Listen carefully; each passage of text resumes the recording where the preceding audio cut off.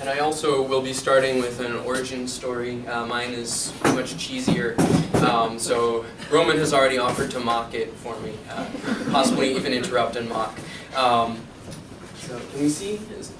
Okay. So here we go. So a couple years ago, I was still in school part-time at that point, and had Netflix on mostly to keep me awake while, or to procrastinate while trying to finish homework. And it hit me at some point that there were just a lot of Doctor Who episodes that I had halfway watched, where at some point there was sort of a theme of not necessarily like redemption per se, but just allowing for the possibility that maybe a character who seemed to be, what we might call evil, actually, there's the potential for someone to understand that they're part of a larger system of other living, thinking, experiencing people, so to speak. And so I Googled Doctor Who philosophy at about 1:30 in the morning and wound up discovering humanism, and then Googled Humanism Boston and found the Humanist Hub, and so I was there for a couple of years, eventually met Spence, and he mentioned that he was starting this community. And I thought it was an exciting idea to just humanism, I think, even in Boston, is still not as well known as it could be, and just the idea of giving more people more options for different types of communities was really exciting.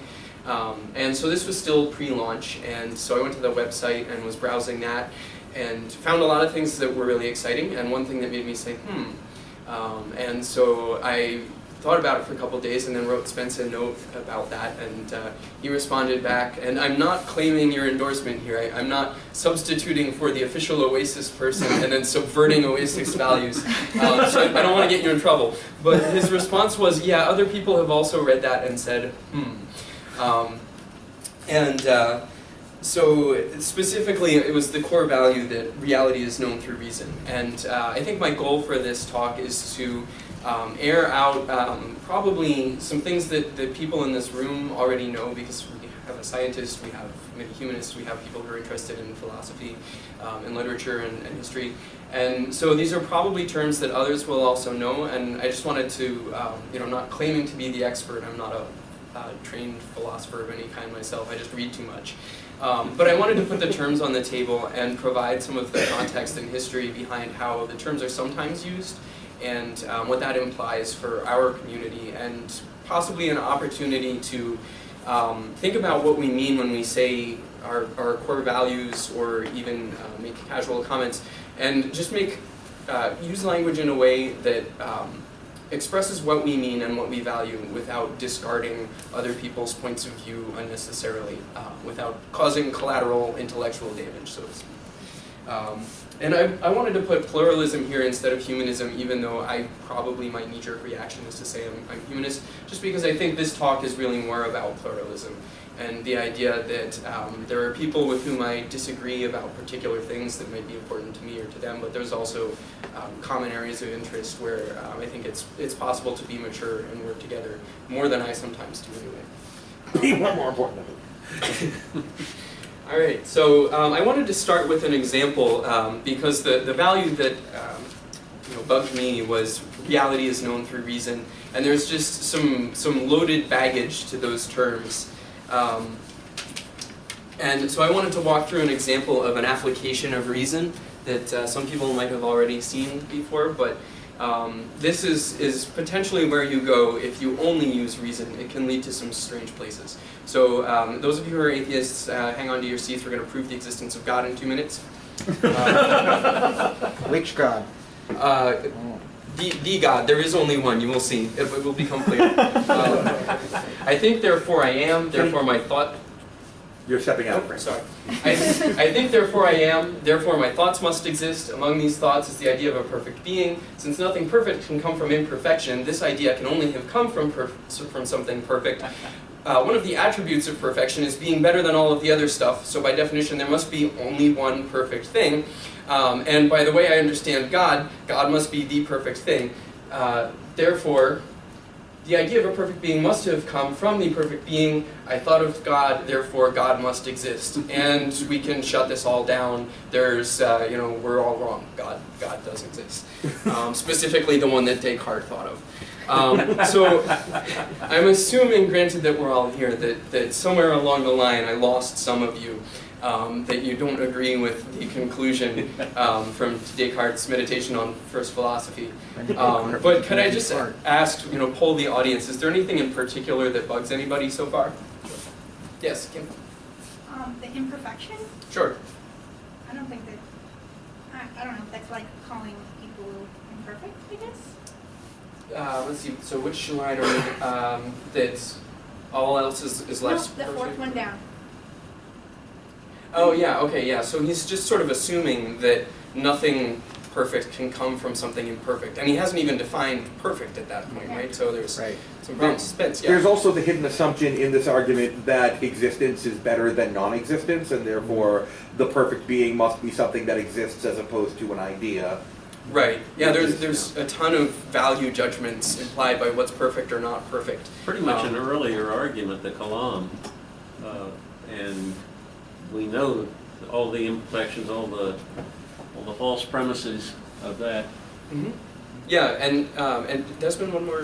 This, I mean, Descartes and this whole line actually goes way back to Plato and the idea, what's been called idealism, not in the sense of values guiding you, but that there is an ideal, flawless plane. But that in itself is a subjective conceptualization. Yep. And instead of seeing, as you say, a pluralism where each of us has, while there may be commonalities, there are still differences. We're looking at it and saying, well, then there must be something. That's a conceptualization, but you still haven't proved whether that conceptualization exists in actuality. Right. Yeah, so these are all great points, and these all, you fulfilled my hopes and expectations for this slide, that you've all discussed that there are premises and assumptions and axioms that have to be accepted before you can even walk through any of this. If you accepted all of Descartes' premises, then you would have a much, much harder time debugging this argument here. You would have to, if you accepted all his premises, you'd have to say, well, I guess God exists.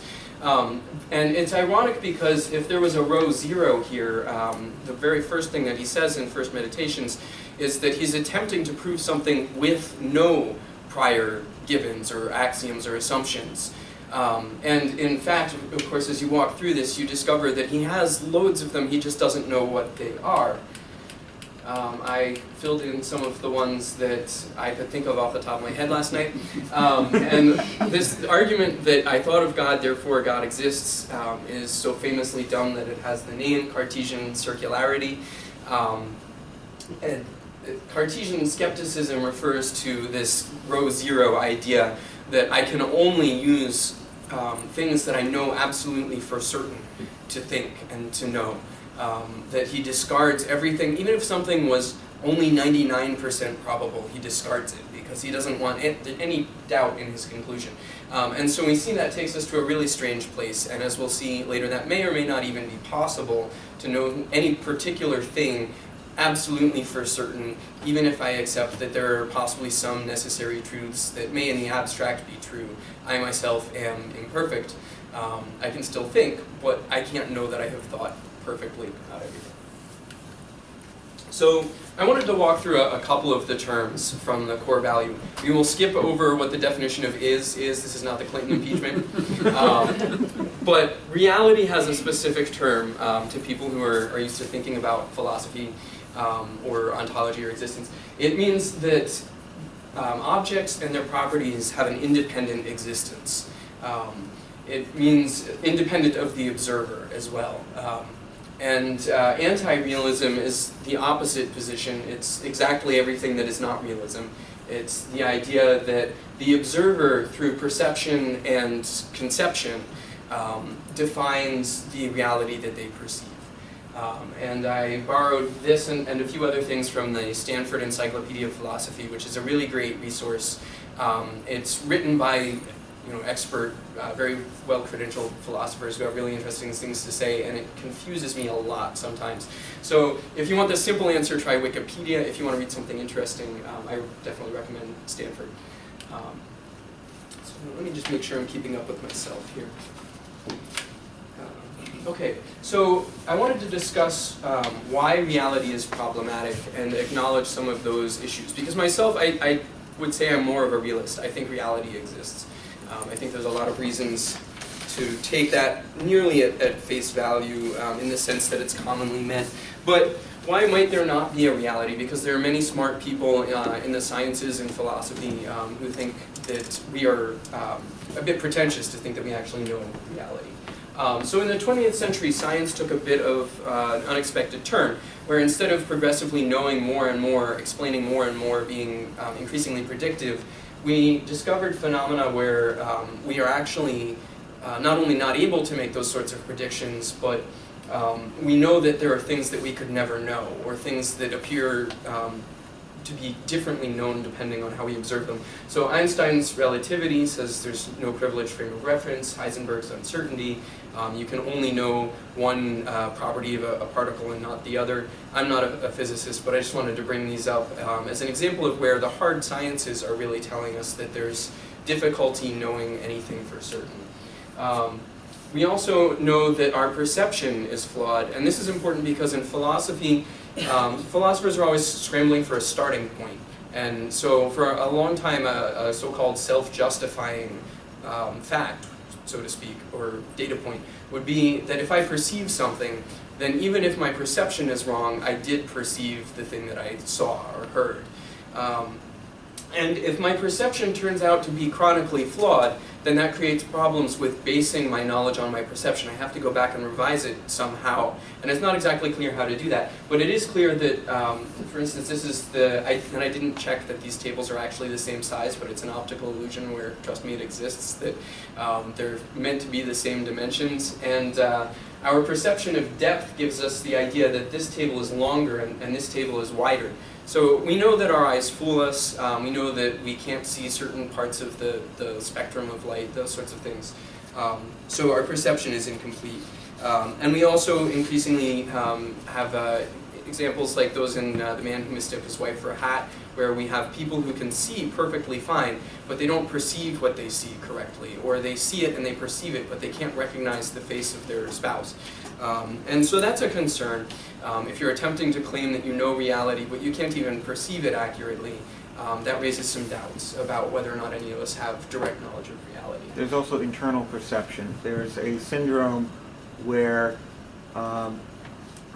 people disconnect their emotional connection to a perception. It's called Capgras syndrome. So before you have it, I may look at you and say, oh, it's Andy, if I remember from Oasis. After it, I may look at you and say, it looks like him, but I don't feel that it's him. It must be an imposter. Mm-hmm. So our internal perceptions also affect how we translate our external perception. Yeah, that's great. Thank you for adding that. I didn't know about that one. And I think that's important because our values, that relates to our values and what we would prefer to do or not do in the world if we're not perceiving our emotional connection to what we perceive correctly. So thanks for adding that this one. And I know there are some fans of books and TV and movies in the audience, so I wanted to add, in particular, along with the scientific troubles, literature and film has become fascinated with some of these problems. So I wanted to separate into two categories. There's first, there are films that deal with unfalsifiable views of reality.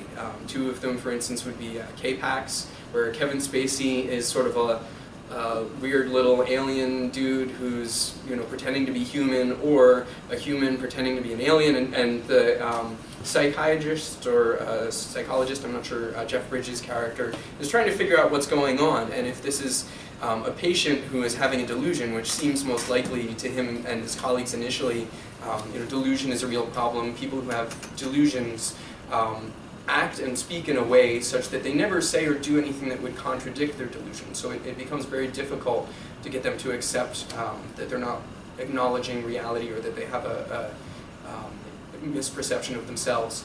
And a second, probably the most famous example of an unfalsifiable view of reality is The Matrix, to the extent that that has now replaced the brain in a vat thought experiment.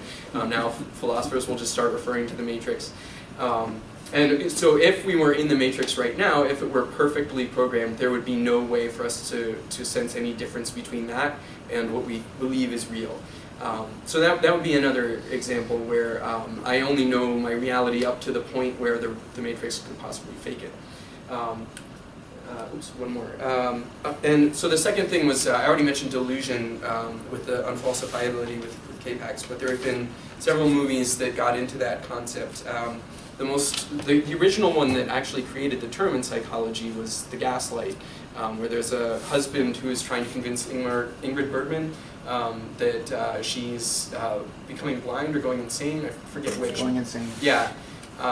So that's the origin of the term, and I put up one of my favorite 1984 quotes, "Insanity is a minority of one," that at a certain point Winston has no way, he feels like he has no way of knowing anymore whether his view of reality is correct, because he's in this very controlled environment where Big Brother is telling him what's right and what's wrong, and that I forget, I think it's 2 + 2 = 5 if the party says that it's so.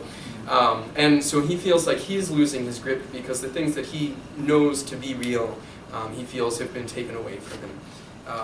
And lastly, not to ruin the movie, but Shutter Island is both a bit scary and also philosophically horrifying.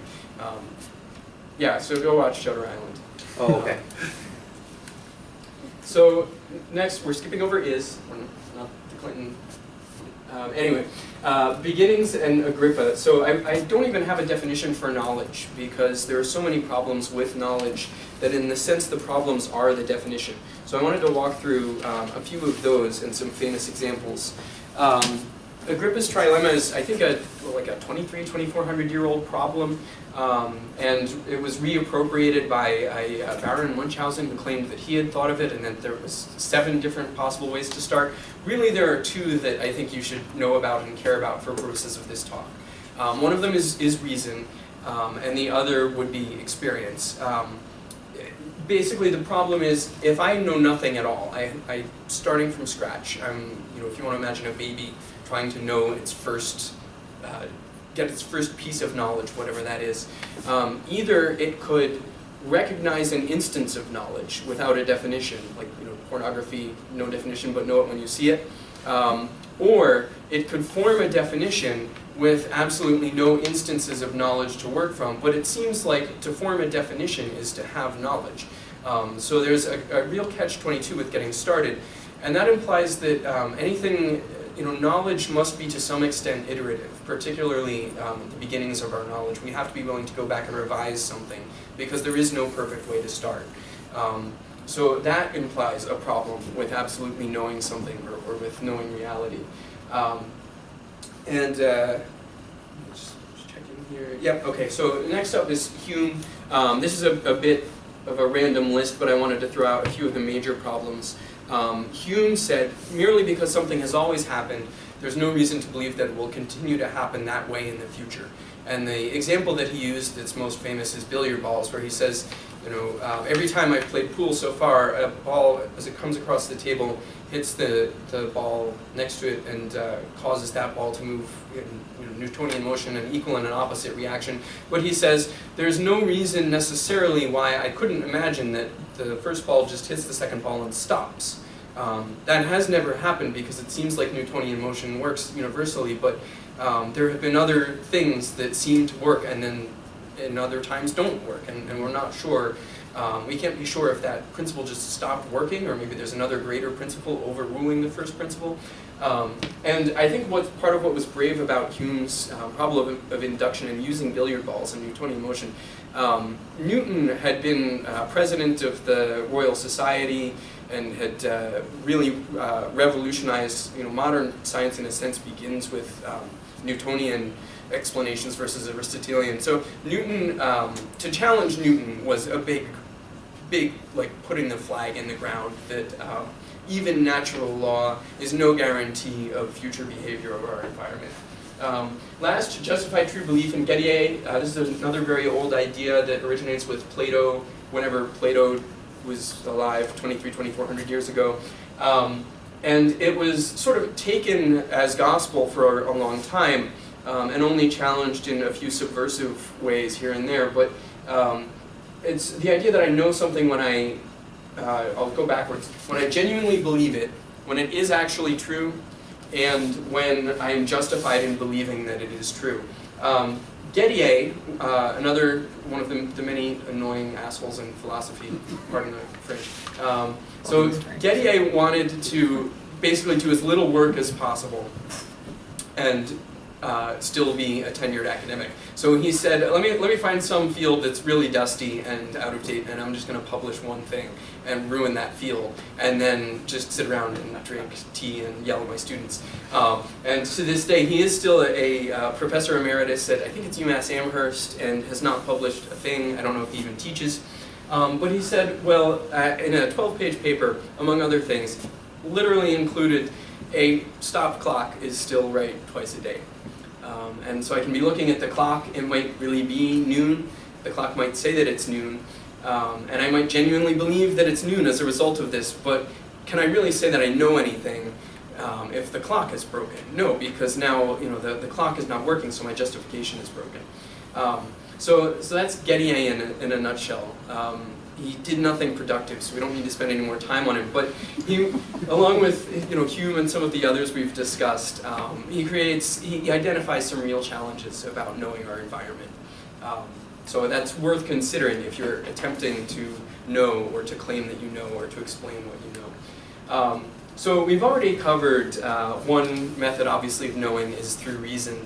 Are there any others that come up at this point, and how reliable would you feel that they are? Because I think part of knowledge is, as you'll suspect by now, I think knowledge is incremental and partial. We do genuinely, we can say that we know things for genuine reasons, but yeah. Knowledge is certainly partial, because in an infinite universe, if we had infinite time, that 8 ball would go down, contact another ball, and quantum tunnel right through it. That's never happened. You haven't seen it, and it would take probably a Google to a Google power years for that to happen. Yeah. But when will time end? Yeah, and that's related to something that I was scared I'm too dumb to put on the slides, but it reminds me of Gödel in Completeness, where he says you can never know the entirety of the system you're working with. You can only No system can prove itself. Right, exactly, and so we'll get to necessary truths, and I have embedded in there some of the implications of things like incompleteness, but I don't just call that out by name because I'm not that smart. So I'll just throw out a few here. Other than reason, other criteria that people have claimed allow us to know are... What about revelation? Revelation would be one of them, yeah.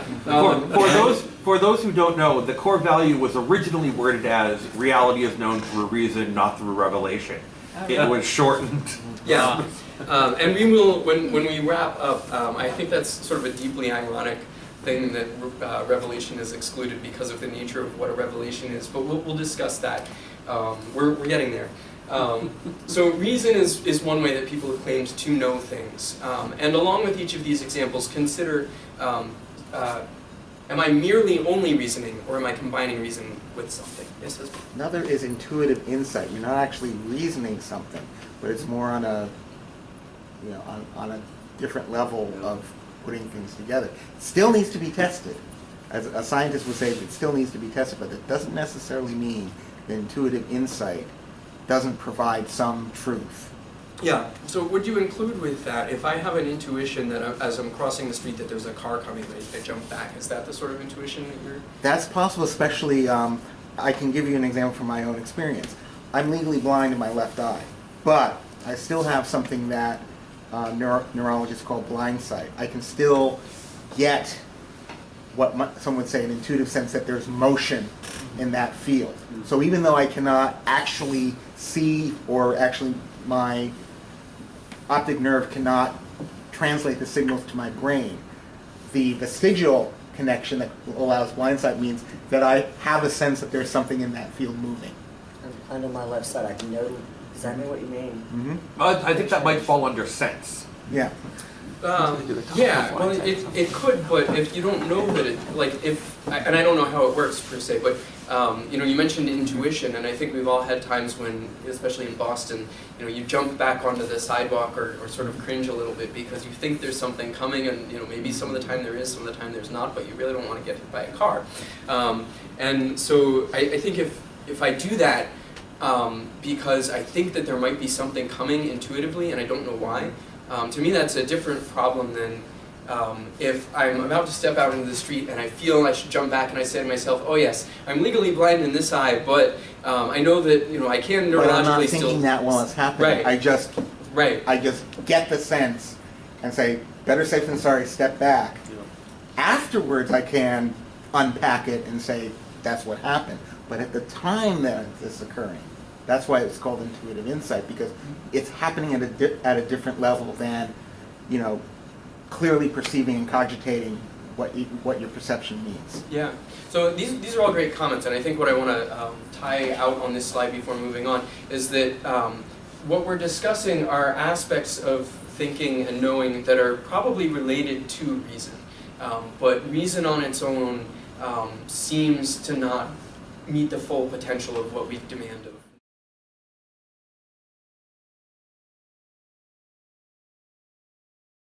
So here's a definition of reason: the practice of drawing conclusions from premises through the application of logic. For instance, if A, then B. That's reasoning. Math is typically included with reasoning. There's a close relationship between math and logic.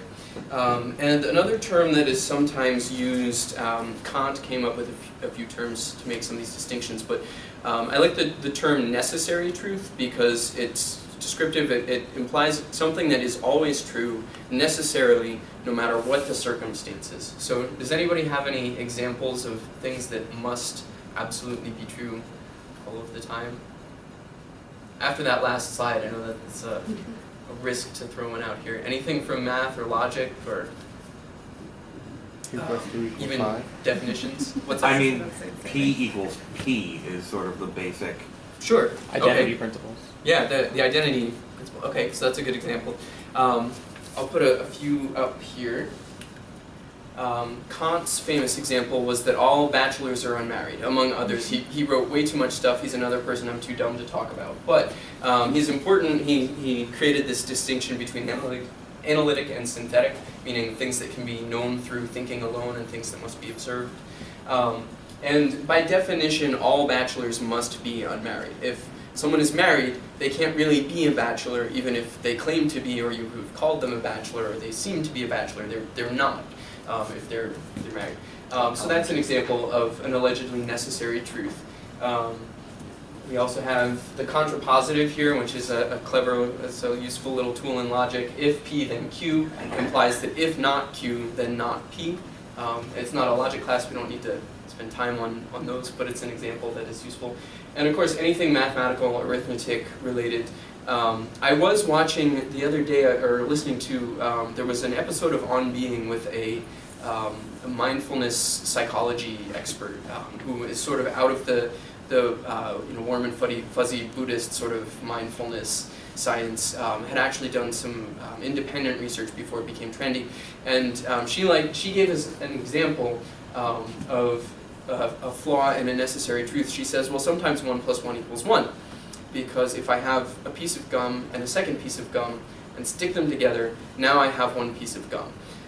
That gets back to Demis's definitions and premises. That's not really how addition works. But if you have a flaw in your definition of addition or a flaw in your execution of addition, then you get a single piece of gum after that, and you wonder where the other piece of gum went. So we'll discuss on the next slide some more of those issues. So rationalism in particular means a method of knowing that privileges reason. So hopefully by now I've convinced you that if you privilege reason too much, then you're sort of missing out on other ways of knowing. Descartes, obviously, with the cogito, he attempted to use only reason. We saw how that went. I'm not a big fan. Kant, as I mentioned, began to understand how reason operates as part of a system of knowing things, and to distinguish between things that are more or less difficult to know with reason versus requiring other ways of thinking. And I wanted to throw Robert Brandom on the slide because he's still alive, and I like his stuff a bit more. He's a pragmatist, refers to himself as a rationalist pragmatist.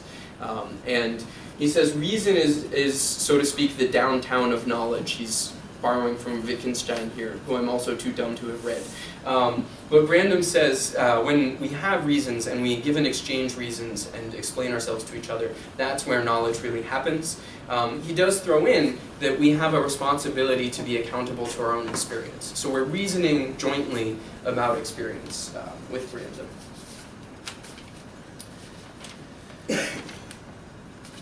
And of course, reason is not without its criticisms. We saw the cogito, and one in particular chestnut of modern philosophy that I want to call your attention to, if you don't know it already, is Quine taught at Harvard for some years, and was a very empirically minded thinker. And he said that the reason that there is no such thing as necessary truth is that it requires definitions and relations among those definitions. And for instance, with the famous black swan problem, there are times when we create definitions that turn out not to really serve the purpose that we intended, or could lead to unexpected results. So in that instance, we seem not to have a necessary truth. He also says that even if we know that we've got a great definition, if we accept that the definition is perfect, we're flawed as reasoners, and like I have no way of knowing, did I actually say 1 + 1 = 2 on the last slide, or did I say 1 + 1 is 3 or 1, or like, did I get that right? So the flaws of us as fallible reasoners are a concern to Quine.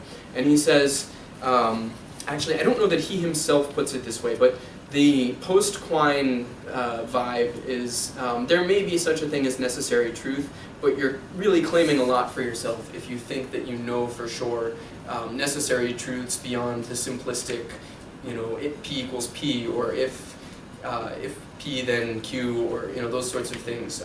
It can be a bit of a leap to claim that you know necessary truths that have practical applications. So I think we're going to skip whether there are other ways to know reality. We already talked about that.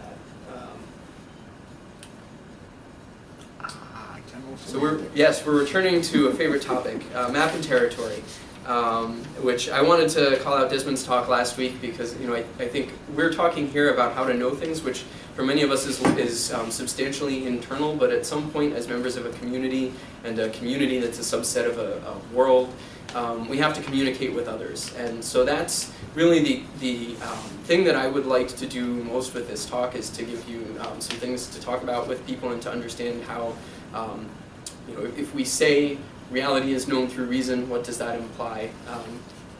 And so I thought what I would do is talk about how I read reality is known through reason and how I reacted to it when I first saw it, and how I would explain it if I were attempting to explain it to someone at the Humanist Hub, or an ex-Mormon, or to independent audiences who maybe don't know me personally yet, quite what I mean by that. So I took a shot at rewriting it. I said, we understand our surroundings by reasoning about experience, which pulls in the experience side of knowledge, which I think is really critical. You could be even stricter and say reasoning about experimentation would be even more rigorous.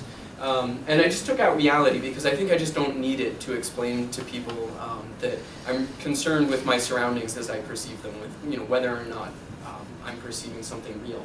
I also have a personal favorite, the pragmatic maxim. There is no definitive statement of the pragmatic maxim, so I took a shot at writing my own again.